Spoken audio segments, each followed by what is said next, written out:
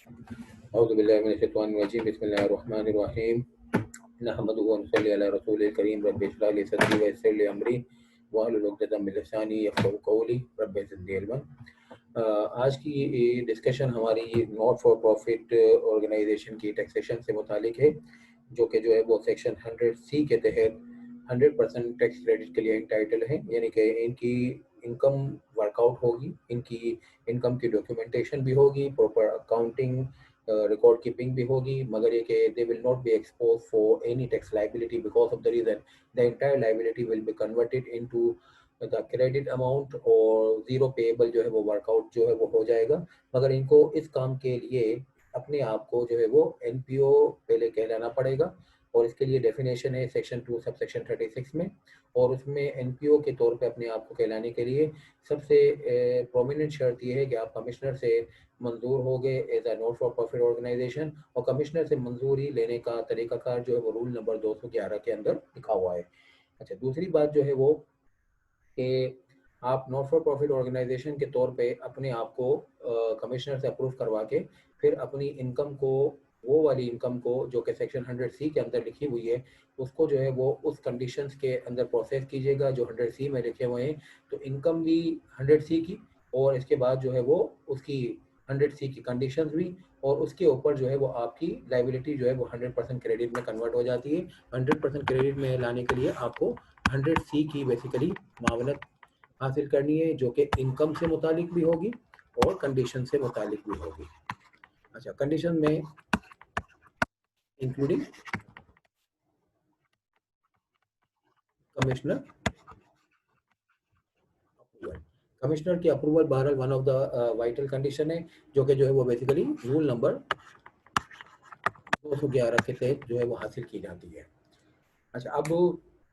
Not for profit organisation के अंदर एक माइनर से जो है वो डेफिनेशन के अंदर अमेंडमेंट आई है। एक नॉट फॉर प्रॉफिट ऑर्गेनाइजेशन वो होती है जो कि जो है वो बेसिकली यूजफुल ऑब्जेक्ट्स के लिए बनती है, जिसमें डेफिनेशन में लिखा हुआ है कि ये एजुकेशन पर्पस के लिए होगी, चैरिटी पर्पस के लिए होगी, रिलीजियस पर्पस के लिए होगी, वेलफेयर पर्पस के लिए होगी और डेवलपमेंट पर्पस के लिए होगी। तो ये डेवलपमेंट पर्पस जो है ये जो है वो बहरहाल बजट के अंदर रिप्लेस हुआ है जनरल पर्पस के लिए। कभी भी कोई स्पेसिफिक पर्पस ऑर्गेनाइजेशन हो, यानी कि कोई स्पेसिफिक जो है वो लोगों के बेनिफिट के लिए हो, तो that can not be claimed for their status as not for profit organisation. और नॉट फॉर प्रॉफिट ऑर्गेनाइजेशन हमेशा जो है वो अवामी होगी रादर देन खवासी। बहरहाल ये चीज़ जो है वो ऑलरेडी कैटर हो रही थी through approval process of rule number 211। Commissioner जो है वो अप्रूवल जब ही देता था जब जो है वो आप जो है वो अपने आप को जो है वो अवामी बताते थे रादर देन खवासी। यानी कि अगर जो है वो कोई साहब हैं, उनकी कोई फैक्ट्री है, उन्होंने कहा कि भाई ये फैक्ट्री मरने के बाद जो है वो मेरे वर्सा में तकसीम होगी और उसके ऊपर जो है वो ये स्प्लिट हो जाएगी, और मैं चाहता हूँ कि ये मेरी एम्पायर एज इट इज़ चलती रहे, और मेरे बच्चे शायद इसको चलाना पाएंगे, तो वो एक प्रोफेशनल्स की टीम डेवलप करेगा, उसको जो है वो ट्रस्टीज़ का नाम देगा, एक ट्रस्ट क्रिएट करेगा। इसके मरने के बाद वो सारी के सारी जो है वो फैक्ट्री और इसके असासाजात जो है वो ट्रस्ट में चले जाएंगे, और उसमें से फिर जो है वो जो भी इनकम होती रहेगी वो उसकी जो है वो लीगल ईयर्स में डिस्ट्रीब्यूट होती रहेगी। इस तरीके का अगर कोई ट्रस्ट बनाया गया तो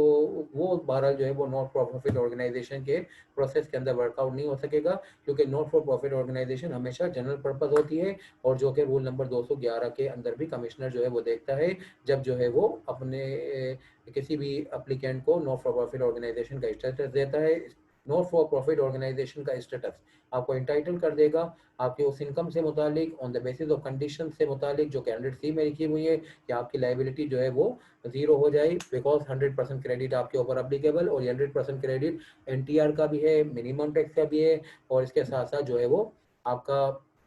फाइनल टैक्स भी हो, तो वो सारी के सारी टैक्सेस जो हैं वो बहरहाल आपके जीरो हो जाएंगे। अच्छा, अब मजीद बात ये कि ये नॉट प्रॉफिट ऑर्गेनाइजेशन तो एक यहाँ पे जो है वो कैटर होगी, इसके अलावा ट्रस्ट और वेलफेयर इंस्टीट्यूशन का भी तस्करा है। ये कौन है? ये बेसिकली जो है वो close number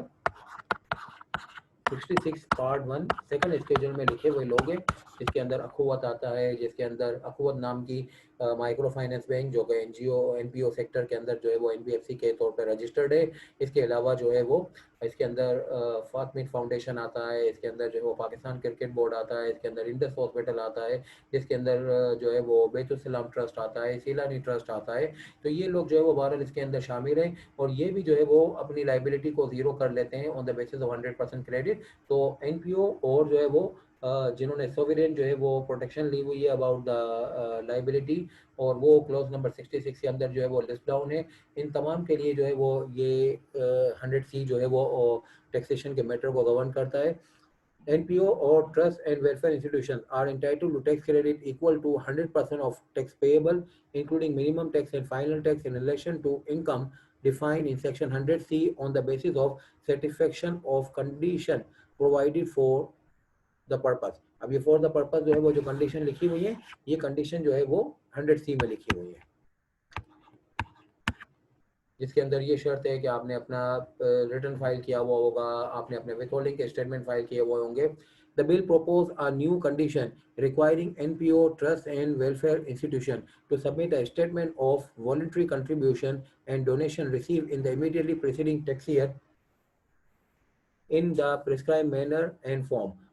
it is now provided in the budget कि आप अगर जो है वो अपने आप के नॉट फॉर प्रॉफिट ऑर्गेनाइजेशन के तौर पे वर्कआउट करना चाहते हैं तो लाजमी तौर पे आप जो है वो इस बात का ख्याल रखिएगा कि आपको जो है वो किसी एक साल के अंदर जो भी डोनेशन वसूल हुआ होगा वो आपको अगले साल जो है वो एक प्रिस्क्राइब मैनर में और प्रिस्क्राइब फॉर्म पे FBR के साथ शेयर करना होगा। और ये मैनर ऑफ फॉर्म जो है ये वी आर एक्सपेक्टिंग कि ये सिमिलर होगा जो कि जो है वो कॉर्पोरेट लॉ के अंदर जो है वो एनपीओ सेक्टर जो है, जो एनपीओ रेगुलेशन 2018 के तहत जो है वो वर्कआउट होता है, उसी तरीके से कुछ होगा कि ऑडिटर से सर्टिफाई वगैरह करके जो है वो आप जो है वो इसको शेयर कीजिएगा FBR के साथ। अच्छा, फिर इसकी taxability of trust and welfare institution. Trust and welfare institutions are entitled to 100% tax credit under section 100C,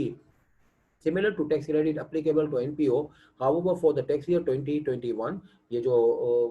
2021 का जो टैक्स ईयर है इसके अंदर जो है वो इनको भी कमिश्नर से अप्रूवल की जो है वो रिक्वायरमेंट लगा दी गई है। अगर ये कमिश्नर की अप्रूवल नहीं लेंगे और 100C के अंदर जो है वो अपने इन रिबेट को क्लेम करना चाहेंगे तो ये पॉसिबल नहीं है। आज तक तो क्लॉज 66 जो है वो इनकी टैक्सेबिलिटी को माफ़ कर देता था, मगर अब क्लॉज 66 के अंदर शुमार होने के बावजूद भी 2021 के अंदर जो है वो बहरहाल इनको जो है वो NPO के तौर पर रजिस्टर होना है। ये चीज़ जो है वो लास्ट ईयर के बजट में डाली गई थी। ये फाइनेंस एक्ट 2019 की बात है जो कि 2021 में एप्लीकेबल हो रही है। अच्छा,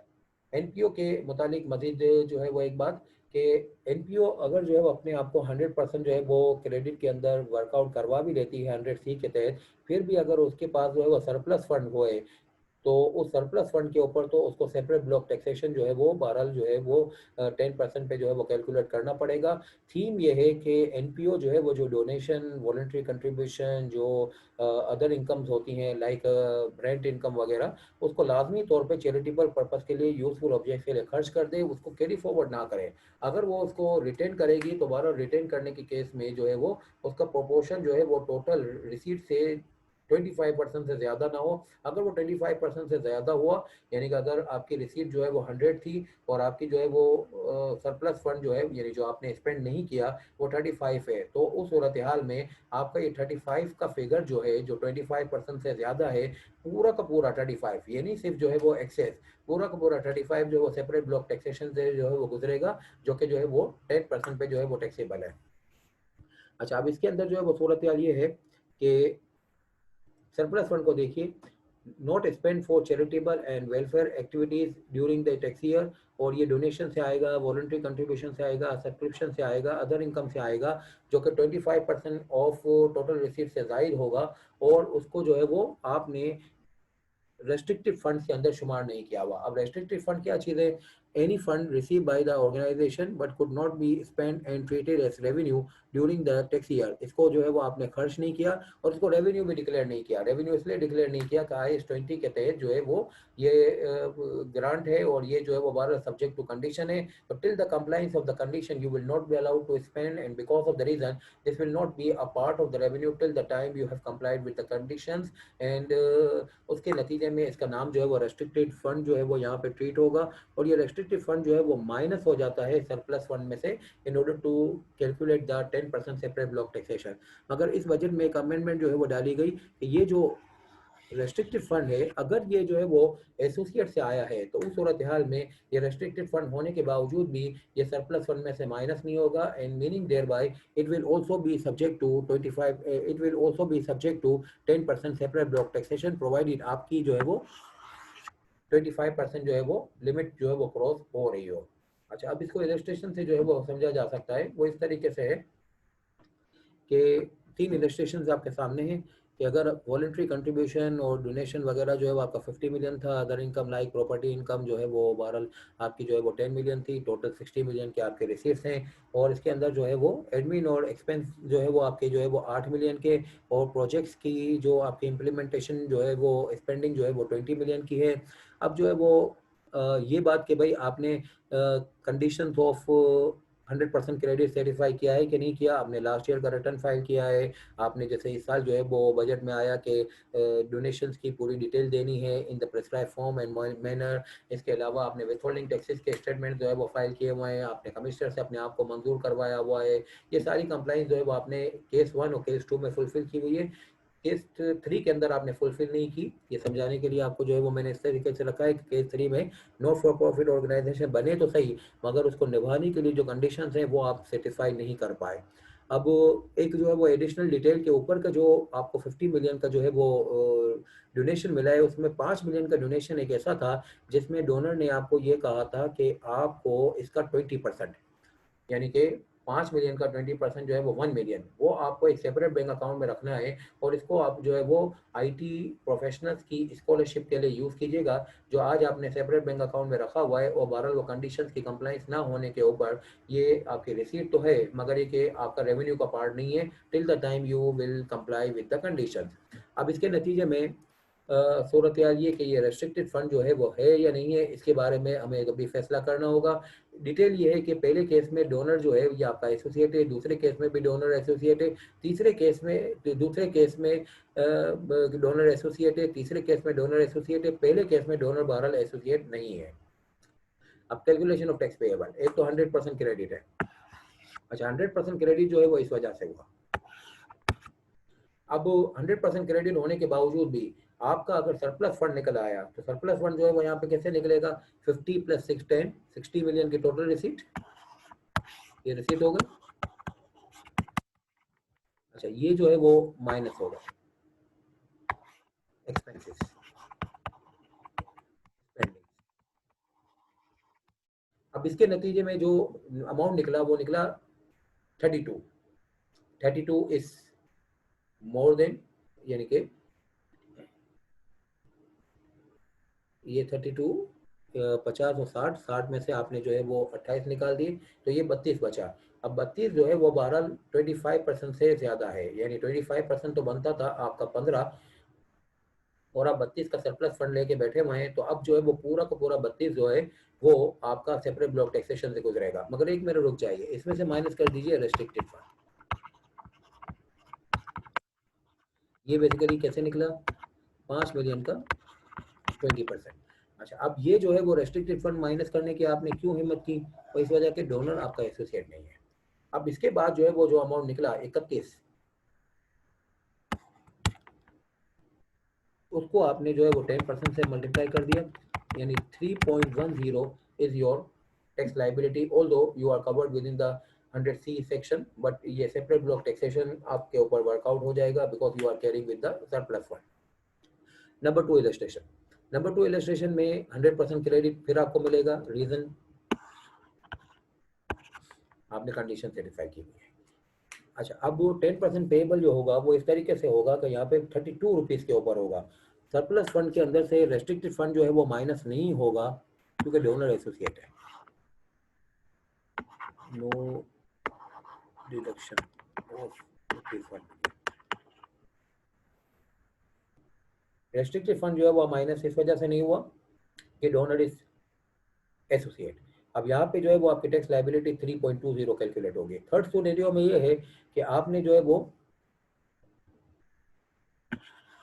कंडीशन को सेटिस्फाई नहीं किया, नतीजतन 100% क्रेडिट नहीं मिला। अब पूरा का पूरा अमाउंट जो है वो यानी कि आपका जो है वो रेस्ट्रिक्टेड फंड भी बहरहाल जो है वो, और जो है वो बाकी जो दूसरी अमाउंट भी है आपके इनकम की, वो आपकी जो है वो टैक्सेबल इनकम का पार्ट, और इसके नतीजे में आपकी tax liability corporate tax rate से कैलकुलेट होगी, और इसके ऊपर जो है वो सेपरेट ब्लॉक टैक्सेशन की कोई सूरत हाल बनती नहीं है। सेपरेट ब्लॉक टैक्सेशन तो इस बात के ऊपर कंडीशनल है कि आपके ऊपर जो है वो फ्लेक्सिबिलिटी 100% क्रेडिट की फिजिबिलिटी, आप भारत फ्लेक्सिबिलिटी की बेस पे आपके ऊपर जो है वो टैक्सेबिलिटी नहीं निकल रही, तो सरप्लस फंड के ऊपर 10% की टैक्सेबिलिटी लगा दी जाए। अब यहाँ पे तो जो है वो सूरत हाल ये हुई कि पूरी इनकम जो है वो चार्जेबल टैक्स हो रही है, कॉर्पोरेट टैक्स रेट पे टैक्स होगी, और इसके नतीजे में जो है वो सेपरेट ब्लॉक टैक्सेशन को जो है वो निकालना और उसकी जो है वो कैलकुलेशन वो इरेलीवेंट हो जाती है। एनपीओ जो है is always corporate, section number 80 के अंदर लिखा हुआ है। एनपीओ हमेशा जो है वो कॉर्पोरेट होता है। अच्छा, अब एनपीओ जो है वो कैसे कोई बनता है, उसकी जो है वो रूल नंबर 2 से 11 की एक जो है वो ब्रीफ सी जो है वो मैं आपको स्नैपशॉट बताऊं। ये अदर देन इंडिविजुअल होता है, यानी ये कॉर्पोरेटशिप में भी हो सकता है, कोई पार्टनरशिप में भी हो सकता है। कुछ लोगों ने ज्वाइनिंग ऑफ द हैंड्स किया कि भाई चैरिटेबल पर्पस का काम करते हैं, इन्होंने कुछ जो है वो कंपनी बना ली चैरिटेबल काम करने के लिए, और इनका काम जो है वो यूजफुल ऑब्जेक्ट्स होगा, जैसे मैंने गिनाया कि प्रमोशन ऑफ अमेच्योर स्पोर्ट्स, या बहरहाल जो है वो रिलीजियस एक्टिविटीज़, लाइक जो है वो चैरिटी एक्टिविटीज़, जो है वो वेलफेयर एक्टिविटीज़, और जनरल पर्पज़ ये होगा। और ये जो है वो पाकिस्तान के किसी जो है वो अप्लीकेबल लॉ के तहत बना हुआ होगा, और कमिश्नर ने इसको मंजूर किया हुआ होगा। तो ये शराइत यानी कि कमिश्नर ने मंजूर किया, यूजफुल ऑब्जेक्ट के लिए बना, इंडिविजुअल के अलावा कोई है ये, और इसका जो है वो जनरल पर्पस है, यानी कोई स्पेसिफिक पर्पस या किसी पर्टिकुलर शख्स के या अशखास के बेनिफिट के लिए नहीं बना हुआ। तो ये सारी शराइत पूरी करने के ऊपर ये एनपीओ का स्ट्रक्चर जो है वो डेवलप हुआ, जिसको आपने 100% क्रेडिट के जो है वो ज़मरे से गुजारा, और 100% क्रेडिट के ज़मरे से गुजारने के बाद फिर आप जो है वो सेपरेट ब्लॉक की टैक्सेशन भी से भी बचना चाहते हैं, तो उसके लिए आपको जो है वो ये करना पड़ेगा कि अपनी रिसीट्स को पूरा का पूरा चैरिटी पर्पज के लिए खर्च कर दीजिएगा, यूजफुल ऑब्जेक्ट के लिए खर्च कीजिएगा। नहीं कर पाते तो 25% से जायद कैरी ना कीजिएगा किसी भी साल में। 25% से जायद कैरी करेंगे तो whole of the carry forward will be subject to separate block taxation at the rate of 10%।